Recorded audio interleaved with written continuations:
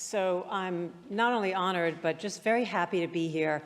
Thank you, Stephen, back to Stephen from Greenblatt, for inviting me and for bringing us all together, and to the Holberg team for doing just such a beautiful job all the way. I'm not going to be speaking about Stephen's work, but I did want to say that for literary scholars of my generation, the way we think about literature and the past and culture was in many ways made possible by Stephen's work. And so in that sense, he's there in what I'm now moved to call the spine of all that I and we do. The Western literary tradition was founded on the idea that art and war are in the world together. They produce one another and they need one another.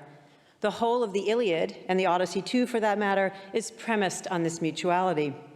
Every time a Homeric warrior arms for battle, he encases his body in beautiful works of human or divine artistry, from the glittering, well-fastened greaves that protect his legs, all the way up to the helmet topped with horsehair that turns him, when it's placed over his face, from man into some kind of Ultraman, or combination of man with other forces, such as animal or God.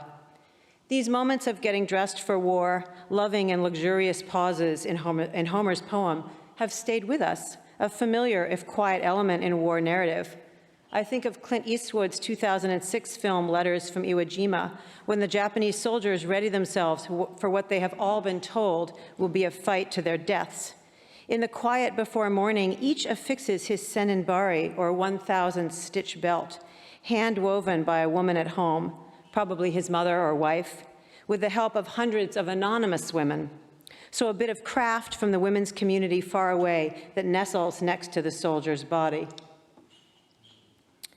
In the Iliad, the greatest of all such objects is the shield of Achilles, and it reminds us listener readers of just this reach of art into and out of the arena of war.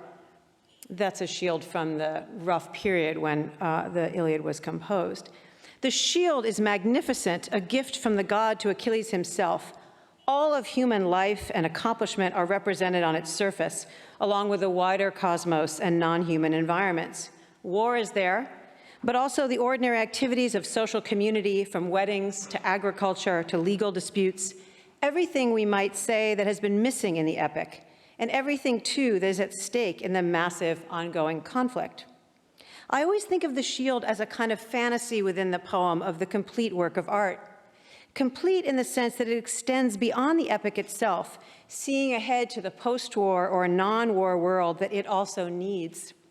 I'll come back later on to this fact of a work that points forward in time to a world in which war no longer consumes lives, resources, and the full attention of the poet. But we should make no mistake, the shield is also functional.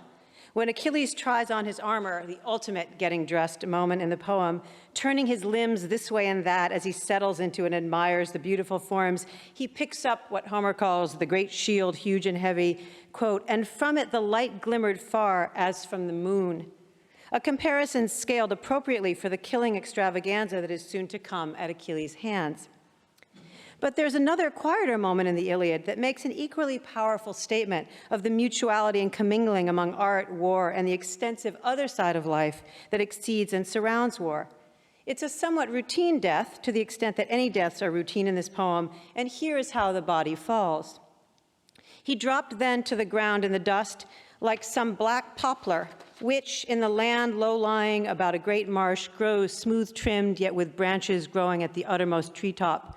One whom a man, a maker of chariots, fells with the shining iron to bend into a wheel for a fine-wrought chariot, and the tree lies hardening by the banks of the river.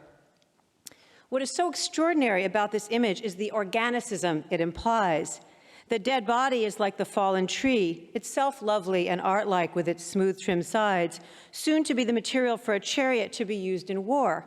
War turns into art and back into war as if by the very nature of things.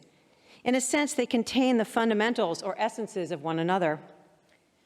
I begin these very brief reflections on war and art, a riff on the conference theme of life and art, and as it turns out, a running motif throughout these papers, with Homer, not only because of his foundational status in the Western literary canon, but because these various instances of enmeshed life, war, and art are so holistic. They stand, at least in the poet's rendering, in perfect harmony with their culture, which seems always already to have envisioned these dependencies, to see in the tree by the riverbank the seed of the chariot which will cut down the man which will be likened to the tree. Scholars often note about epic its quality of completeness, but I would also remind us that in the case of art and war, as much slips out or exceeds the frame as comprises it. If the tree and the chariot and the body and the simile seem to figure a closed circuit, the shield recalls what flows well beyond these bounds. There is a mutuality and an engendering, but never an identity. Homer can stand as inaugurator of any number of war traditions, always with the imbrication of war and art at their core. As the millennia and centuries pass, an ever-growing and changing body of writing about war, as well as other art forms, takes its turn at these issues. The first half of the 20th century, which is the period in which I mostly work, was the genesis of influential novels, memoirs, and poems by soldiers, establishing what became a long-standing principle in war writing, still with us today, that the only real authority to write or speak about war belongs to those who were there. The soldier's eye view can never be complete. That is assumed in this literature, a basis for its formal mechanisms, and an appropriate acknowledgement for the era of total war, which, in its reach towards totality, is less and less knowable from any point of view. So the soldier's vantage can never be all-seeing, but nor can it be eliminated. Beyond this premise that war literature gains its authenticity and power from the raw experience of those who have undergone it, a premise we can extend to include civilians and others who suffer the ramifications of war in many quarters. War writing cannot be handily generalized. Two essential directions, however, might be named, updating Homeric implications of how war and art inhabit the world together. The first is documentary. As Goya writes simply in one of the captions in his sequence of graphic atrocities, The Disasters of War, I saw this. In my book on violence, I called this mode disenchanted, by which I mean that one strong strain in writing about war and other violent events is to offer a view meant to be clinical, unvarnished, and uncompromising, with minimal overt intrusion of an authorial presence, and with an emphasis especially on the decimation of bodies. The documentary or disenchanted impetus need not dictate a work's entirety. It might characterize one passage, line, or scene. But to the extent that it's there, the work of art is positioning itself as indispensable. Such works or moments aim to reveal the reality of war against propaganda or romance or sheer lies. They are bound up with memory, but also with memory as it impinges on and dictates the future. In these senses, the Homeric premise that war and art are essential partners is preserved, even if the reasoning changes. The second characteristic to consider, and this too has affiliations with Homeric antecedents, is around the specific aesthetics of war. Clearly, war demands and produces its own aesthetic properties. These are diverse and tend to assimilate to whatever prevailing movements or interests dominate in a given period.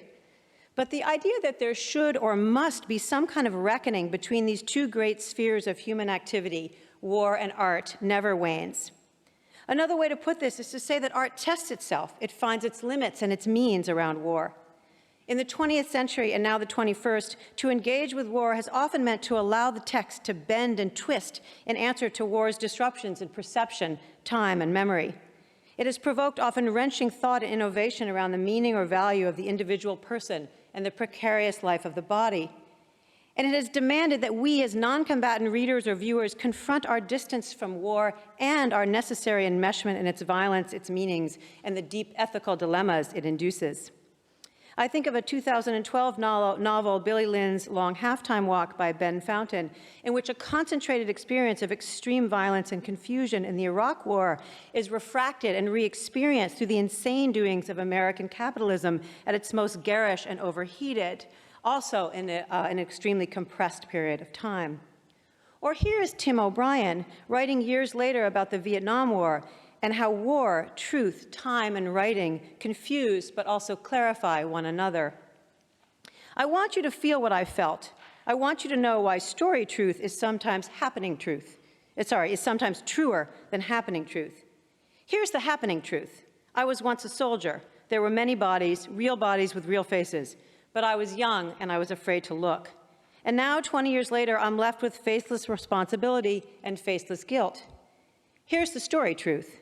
He was a slim, dead, almost dainty young man of about 20.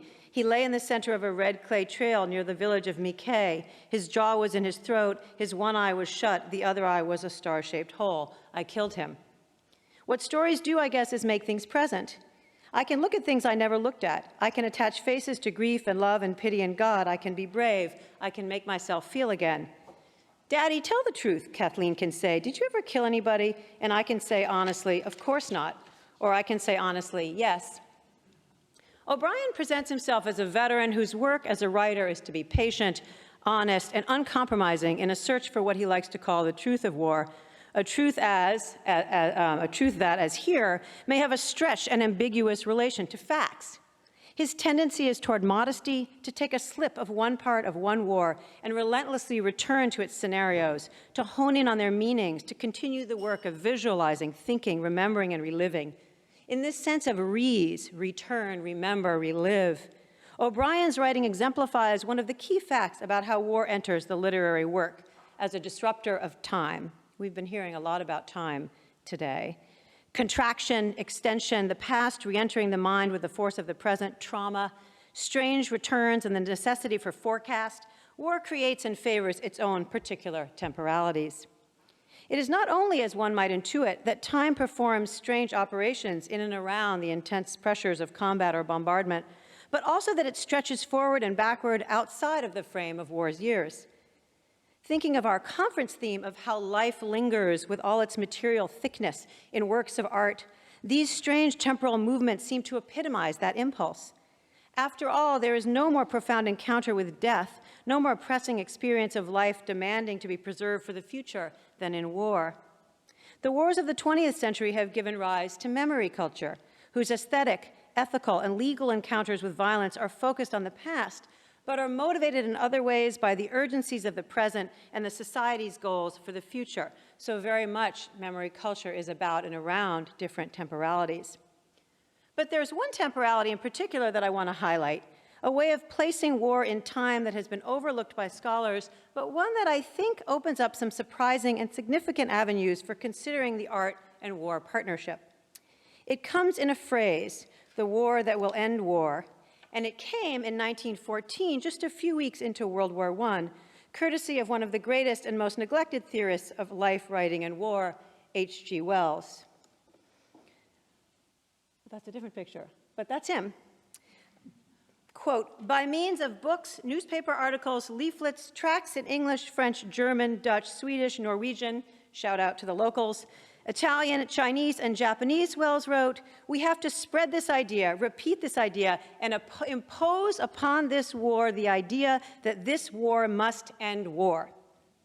The phrase, the war that will end war, is usually used today to signal irony, the naivete of that 1914 generation whose blissful ignorance could not have conceived that the Great War, as some of them called it, would be a horrific bloodbath, and moreover would herald economic collapse, fascism, World War II, and the atomic bomb. Interestingly, Wells himself did predict all of this. He even envisioned atomic explosion and its full destructive potential in a novel of spring 1914, which is credited, if that's the right word, with having given some of the foundational nuclear scientists themselves their ideas. But the primary point for us to consider is that the idea of a war that will end war is not meant to be descriptive, but aspirational, a way of thinking forward and eventually backward through wars to find a way to demand that their carnage will have the effect, or as the years passed, will have had the effect of ushering in a permanent peace. That word will in the center of Wells's phrase is the critical one. For Wells, this meant building new international organizations that could provide the structures for disabling war.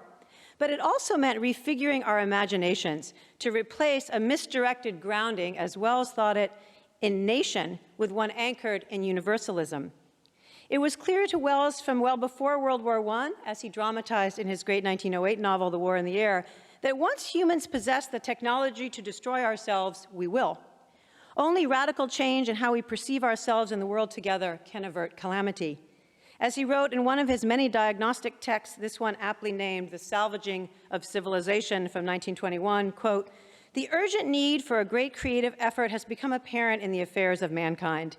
It is manifest that unless some unity of purpose can be achieved in the world, unless the ever more violent and disastrous incidents of war can be averted, unless some common control can be imposed on the headlong waste of man's limited inheritance of coal, oil, and moral energy that is now going on, the history of humanity must presently culminate in some sort of disaster, repeating and exaggerating the disaster of the Great War, producing chaotic social conditions, and going on thereafter in a degenerative process toward extinction. Thus, the seemingly perverse innovation in the war that will end war of discovering in the war's very first shots the seeds of the last forms part of Wells's 50-year career identity, which was dedicated to ending war by working toward what Wells believed was the only way to achieve that elusive dream, the creation of a world state. The Outline of History, his great 1920 work of popular universal history, which, by the way, was, and I believe remains, the most widely read history book ever, was motivated by the idea that by reconfiguring the human story, one might create an intellectual, an emotional, an affective climate antithetical to national conflict and to war. Here is the conclusion of the Outline of History, quote, "History is and must always be no more than an account of beginnings. We can venture to prophesy that the next chapters to be written will tell, though perhaps with long interludes of setback and disaster, of the final achievement of worldwide political and social unity. But when that is attained, it will mean no resting stage, not even a breathing stage, before the development of a new struggle and of new and vaster social efforts. Men will unify only to intensify the search for knowledge and power and live as ever for new occasions. Animal and vegetable life, the obscure processes of psychology, the intimate structure of matter and the interior of our earth will yield their secrets and endow their conqueror. Life begins perpetually.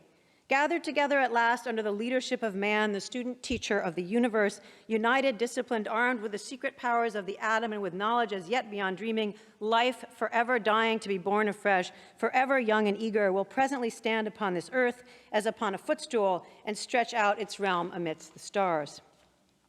Wells aimed to make huge things happen with his writing. The end of nations and nationalism, the coming together on equal terms of all people from all over the planet under a benign technocratic government, the eradication of injustice, inequality, and ignorance, the protection of the earth. And he was ready to work between and among multiple literary genres, including some he invented, to get there.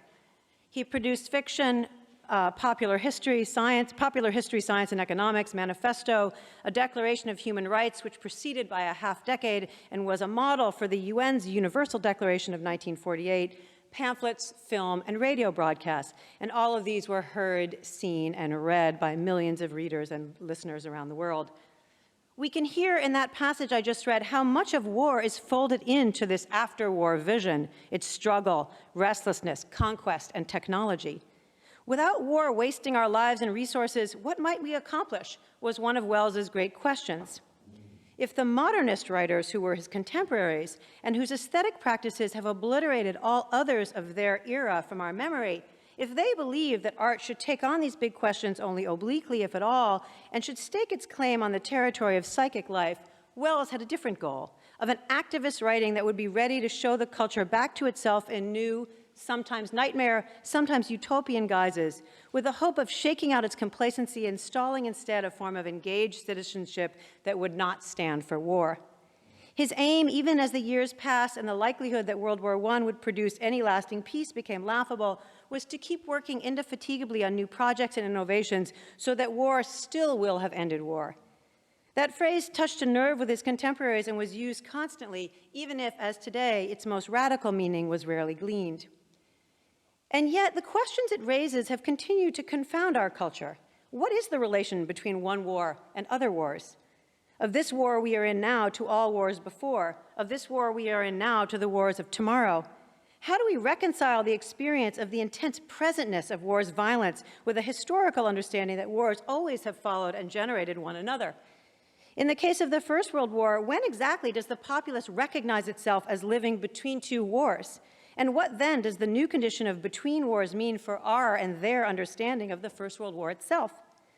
In other words, we keep asking how each war enters into the larger history and general condition of war, and, at least in Wells's terms, how it might ever be possible to terminate that seemingly endless sequence, bringing one and all to an end.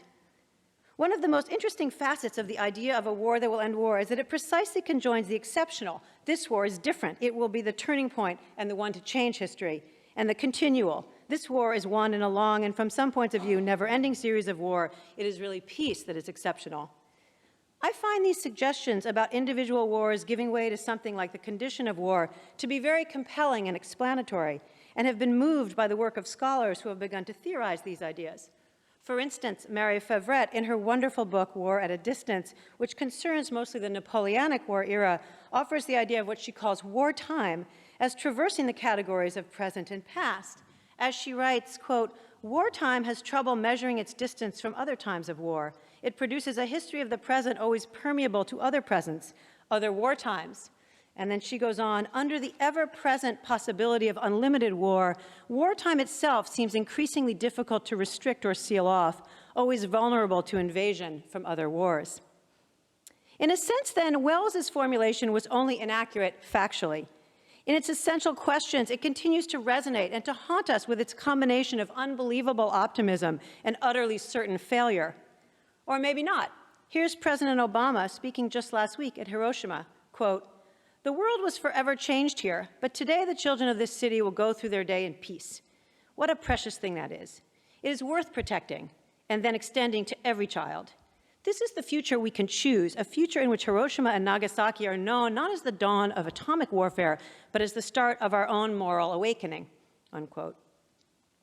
Wells himself continued for years to realize the meaning and promise embedded in his own idea, restlessly creating new kinds of work that might embody the basic principle that the crisis of war, its emergency, can be made to engender its opposite, permanent peace. From even before World War I, Wells always saw a world on the brink of disaster. As he succinctly put it in 1920, quote, "Human history is becoming more and more a race between education and catastrophe." As temporalities, the emergency of oncoming destruction, catastrophe, and the potentially extended duration needed to create the conditions such that the war will finally have ended all war, education, do not overlap. But they join together in structuring Wells's thought, work, and activism as he barreled ahead through decades of intensely creative efforts to make his tools, literature, language, and the imagination, the harbingers of peace. There is something of Achilles' shield in this, a way of thinking oneself through war and art and out the other side. Thank you.